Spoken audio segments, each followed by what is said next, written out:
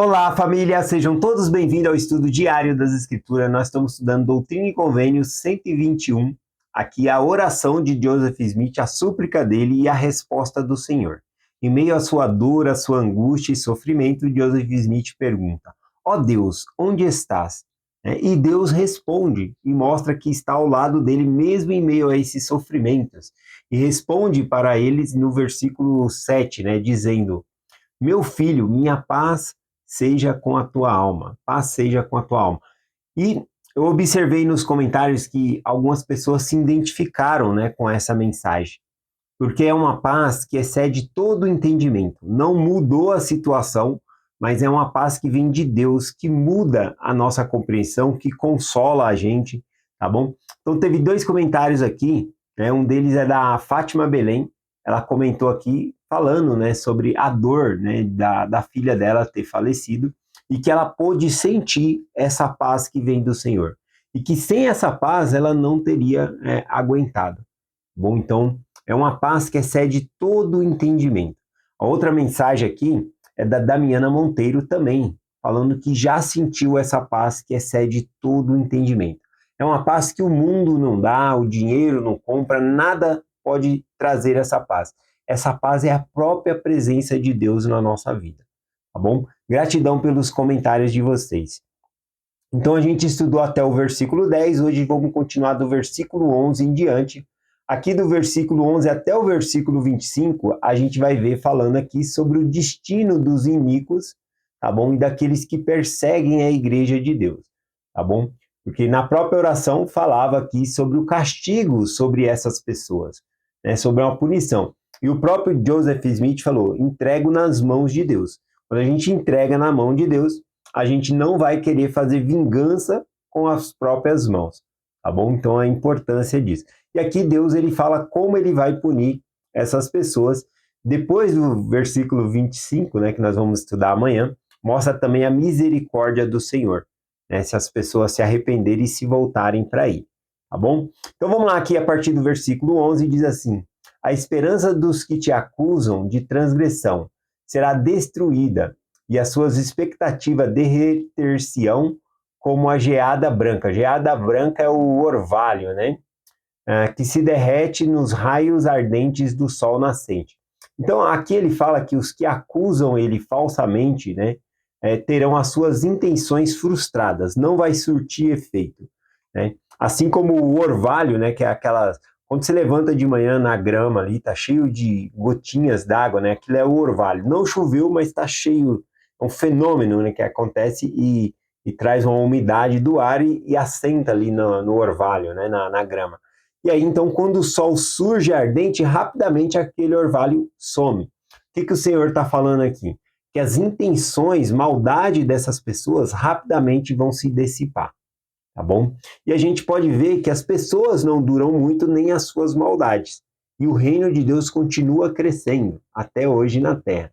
Então essas maldades passaram, a mentira tem perna curta, é mostrado, na história, até o estado do Missouri, já pediu desculpas, à igreja formalmente pelo que aconteceu na época, Então, a mentira tem perna curta. E aí eles se retrataram, Claro que não é a mesma geração, mas há um reconhecimento, do que aconteceu.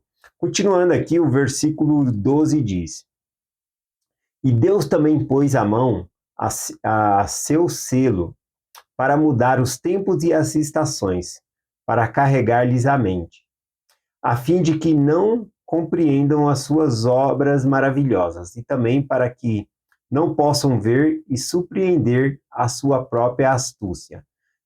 Aqui fala que eles estão cegos, esses inimigos aqui, eles acabam ficando cegos e fazendo coisas que normalmente não fariam, tá bom? Eles acabam sendo cegos de entendimento.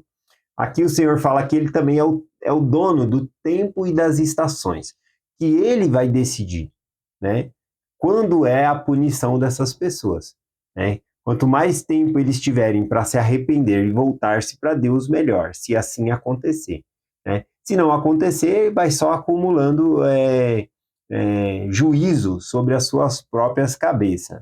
Então, aqui o versículo 13 diz: Também porque o seu coração é corrupto, e que as coisas que desejam causam uns aos outros, e deleitam em que os outros sofram e recaiam sobre eles mesmos em alto grau, né? Para que também despontem desavenças em suas esperanças. E novamente fala que a esperança deles, né, de destruir, né, vai voltar-se contra eles mesmos, né? Tem um ditado popular que é aquele que cava uma cova para o outro cair, né, mas quem vai cair é a própria pessoa. Então, de que maneira eles estão caindo na própria armadilha, né? Porque eles estão acumulando o juízo de Deus sobre si. Tá bom? Então é nesse sentido que eles estão querendo prejudicar as pessoas, mas na verdade eles estão sendo prejudicados. Estão caindo na própria armadilha aí. Versículo 15. E daqui a alguns anos, que eles e sua posteridade sejam varridos debaixo do céu, diz Deus, e que não reste qualquer deles para permanecer junto à muralha. Aqui, toda essa linguagem, né, ela vem trazendo uma linguagem de uma guerra, né? Tem muito palavras aqui que vêm como se fosse de um hebraísmo, né? Uma forma hebraica de se falar. E aqui o retrato é que os inimigos eles estão vindo guerrear uma cidade, estão na muralha ali, mas não vai sobrar ninguém, conforme diz aqui, né? Não vai permanecer ninguém junto à muralha, tá bom? Porque eles não vão conseguir derrotar a cidade de Deus, o reino de Deus na terra, tá bom? Então eles vão passar, suas maldades vão passar e o reino de Deus vai continuar crescendo sobre a terra. Esse é o ponto aqui, né, que Deus ele coloca. Versículo 16 diz assim: amaldiçoados são todos os que levantarem o calcanhar contra os meus ungidos, diz o Senhor. Proclamarem terem eles pecado quando não pecaram contra mim, diz o Senhor, para fazerem o que é agradável e fazem o que é agradável aos meus olhos, que lhe ordenara. Então aqui o Senhor fala que amaldiçoados são, né, os que levantam o seu calcanhar contra os ungidos do Senhor, contra o povo do Senhor, né? O que é levantar o calcanhar? Tá bom? Essa é uma expressão antiga na Bíblia. A gente pode ver lá em Salmos 41, versículo 9. É o próprio Davi, né? Ele escreve dizendo, e esse salmo é messiânico, porque está se referindo a Jesus Cristo. Então é Salmo 41, 9, quando ele diz assim: até o meu próprio amigo íntimo, a quem eu confiava, que comia do meu pão, levantou contra mim o seu calcanhar. Está se referindo a Judas, né, que trairia Jesus Cristo, tá bom? Essa expressão do calcanhar também já começa antes, né? Lá em Gênesis 3, versículo 15, quando o Senhor diz, né? E porém inimizade entre ti e a mulher, e entre tua semente e a sua semente. E esta te ferirá a cabeça, e tu lhe ferirá o calcanhar. Então, novamente, a palavra calcanhar aqui, ferir o calcanhar. Essa palavra calcanhar aqui é a parte de trás, né, da perna, então ela tem vários significados de traição, como nós vimos que o próprio Jesus, lá em João capítulo 13, versículo 18, ele fala que Judas levantou o seu calcanhar contra ele, tá bom? Então, essa é uma expressão, né, de calcanhar, mas o que ela significa para nós, né? Deixa eu pegar melhor aqui, ó. Um ditado popular que encaixaria melhor na expressão levantar o calcanhar seria aqui dizer cuspiu no prato que comeu, ou ainda dizer, né, deu uma facada pelas costas, né? Esse também seria um ditado aqui que daria para falar. Em resumo, né, levantar o calcanhar é trair a pessoa, se rebelar contra a pessoa, tá bom? E é isso que significa. Agora eu peguei aqui, né, por conta que o calcanhar é a parte do pé. Então, o que tem a ver levantar o calcanhar com traição, né? O calcanhar, como é a parte de trás, se a pessoa virar de costa, o calcanhar virou. Então, significa que a pessoa deu as costas para aquela pessoa, ela se virou, foi embora. Mas essa expressão, levantar o calcanhar, é mesmo como se fosse levantar para pisar em alguém, esmagar alguém, tá bom? Então significa traição. Então, uma das expressões aqui, né, é virar-se para ir embora, um gesto de rejeição, levantar o calcanhar. Calcanhar também pode significar aqui chutar alguém, um gesto de desprezo, né, e ataque contra a pessoa. E pisar o calcanhar também pode significar aqui um gesto de dominação, né, de pisar em cima ali. Criticar os líderes é levantar o seu calcanhar. Aliás, é um começo de uma apostasia, né? A pessoa levantar calúnias contra os ungidos de Deus. Começa a apostasia por aí, tá bom?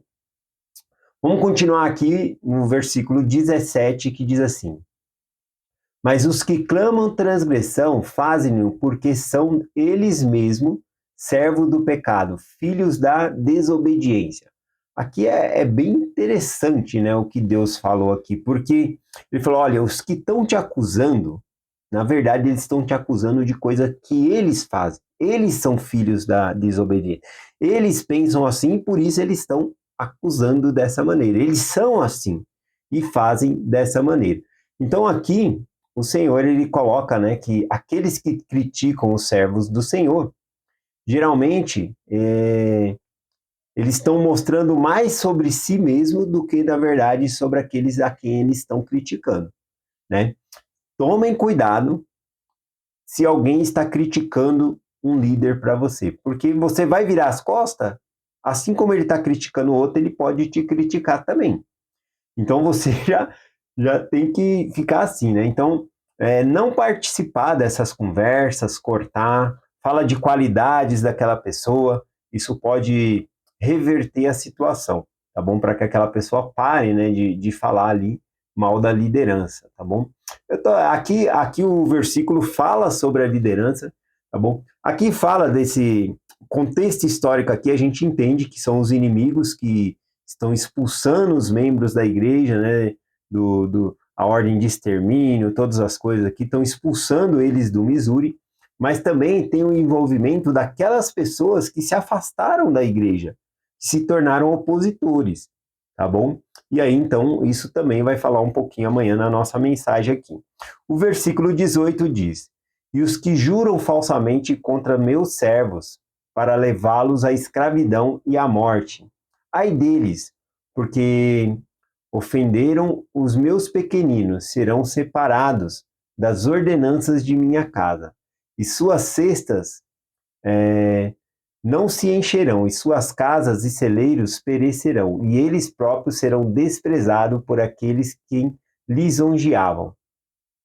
Bom, aqui o Senhor fala então da consequência daqueles que fazem isso, né? Que levantam o seu calcanhar, que estão expulsando os membros da igreja, oprimindo-os, né? Aqui então fala, os que juram falsamente, está falando de falso testemunho, que é um dos mandamentos do Senhor, não prestará falso testemunho. Então, aqui o Senhor levanta essa questão aqui, né? De que eles estão fazendo isso para levar as pessoas ali à escravidão, à morte. Então ele fala, aquele que ofende os meus pequeninos, que é uma das maneiras que Deus ele chama, né? Jesus Cristo chama os seus membros da igreja, os seus discípulos de pequeninos, né? E aí então ele vai usar uma expressão forte nos próximos versículos sobre isso aqui. Mas ele fala que os que assim fazem, eles são separados das ordenanças de Deus, tá bom? Ou seja, eles não vão receber as ordenanças de Deus. E se receberam já as ordenanças, essa ordenança não terá efeito para salvar essas pessoas, tá bom? Então ele fala que eles são afastados. E também fala de uma maldição, fala que os seus cestos sempre estarão vazios, eles não prosperarão. Agora observe que havia virado prática, né, entre essas pessoas, essa turba de iníquos, roubar a casa dos membros da igreja, né, roubar as coisas, furtar. Isso virou uma prática entre eles, né, para conseguirem lucro. E mesmo essas coisas sendo conseguidas de modo que eram ilegais, né, que a gente pode chamar de roubo aqui mesmo, a gente observa que Deus fala: a cesta de vocês vão estar vazio, a casa de vocês, celeiro, nada vai prosperar. Coisa roubada não prospera, né? É o que o Senhor coloca aqui. Vamos aqui para o versículo, deixa eu ver aqui, Versículo 21. Eles não terão direito ao sacerdócio, nem a sua posteridade depois deles, de geração em geração. Então fala que por meio dessas escolhas, né, eles não possuiriam o sacerdócio. Isso é uma maldição, não ter um direito legal de agir em nome do Senhor, de abençoar as pessoas. Então aqui, a maldição não é somente a escassez que viria na vida dessa pessoa, um atraso de vida na vida dessas pessoas, mas também a falta de bênção, né, de receber o sacerdócio, poder abençoar outras pessoas. Eles não teriam direito ao sacerdócio nem à sua posteridade. Versículo 22 e 23 diz assim, né, é uma expressão aqui que o Senhor vai falar agora que ele coloca lá em Mateus 18, versículo 6, tá bom? Que fala daqueles que machucam os pequeninos do Senhor, né? Qualquer um que fizer mal a um desses meus pequeninos, que não significa só crianças, tá bom? Todos os filhos de Deus ali, ele chama de pequeninos, né? E quando a gente se batiza, a gente é um membro novo, acabou de nascer, então nós somos bebês para o Senhor aí. Então ele diz aqui, ó, melhor lhe fora que uma pedra de moinho lhe tivesse sido amarrada no pescoço e afogado-se no fundo do mar. Ai, ai de todos os que afligem o meu povo, e expulsam e matam, e testificam contra eles, diz o Senhor dos Exércitos. E uma geração de víboras não escapará da condenação do inferno. Então, a pedra de moinho é uma pedra que é usada para esmiuçar o grão, para fazer a farinha, né? Coloca o grão ali, é uma pedra muito pesada. Ele fala que era melhor uma pessoa amarrar uma pedra dessa no pescoço e se jogar na profundeza do mar do que ofender, né, ou machucar os santos, né, machucar os membros da igreja, ferir da maneira que eles estavam fazendo aqui.